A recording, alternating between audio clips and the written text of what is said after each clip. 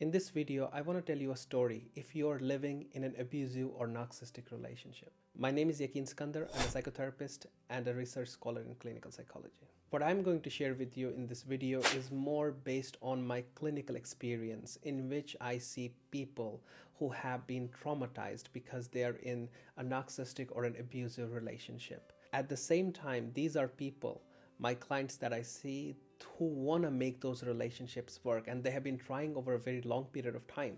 And if you analyze those relationships, you will know that they are not functional relationships. They're extremely abusive, and these individuals are being traumatized in their relationships by their partners who happen to be narcissistic, who happen to have a lack of remorse, who happen to be very manipulative, who happen to gaslight these individuals that I see in therapy. Now, one of the common options that comes to mind is, if the relationship is so abusive, why are these people not leaving their partners? And that's because it's not always very easy.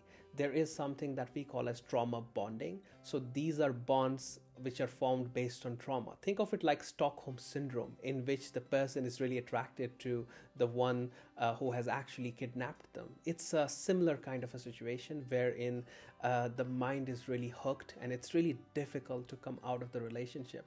And there is also this idea that you want to change the other person.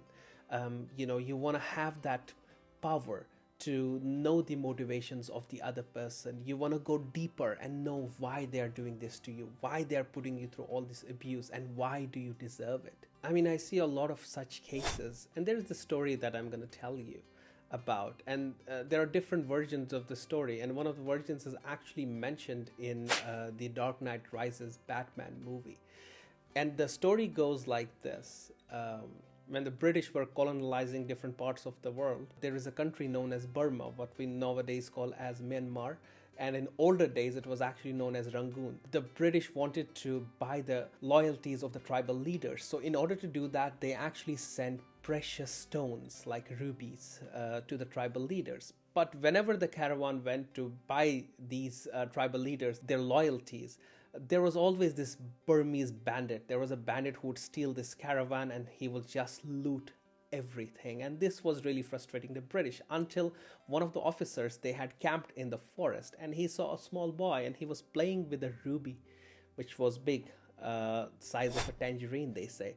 And he asked the boy that, where did you get the ruby from? And he told him, I just found it in the river. And this British officer actually recognized that it was the same ruby. It was from the same precious stones that they were trying to buy tribal loyalties with.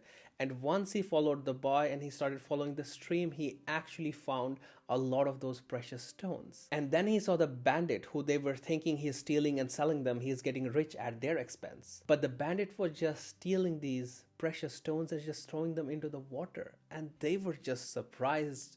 Who on earth would do that? Taking all the risk and then just throwing it all away, literally in water. So the idea here is that we tend to think that these people who are abusing us, who are so narcissistic, who are so full of themselves, who wouldn't accept their mistakes, who have no remorse for what they have done or put us through, we try to think, what is their motivation? And trust me, sometimes it's none. It's a waste of energy. Just like in the example of the story of the Burmese bandit, the person was just looting and just throwing it in the water, because some people have no motivations for what they do. When I started in the therapeutic practice, I also wanted to know every motivation behind every single behavior. And sometimes it's just a dead end, and there is no purpose of spending so much energy. Why those people are doing so many things which are wrong. Why those people are putting you through so much when you deserve much better. So don't hook on yourself to know the motivations of such people. It's a dead end.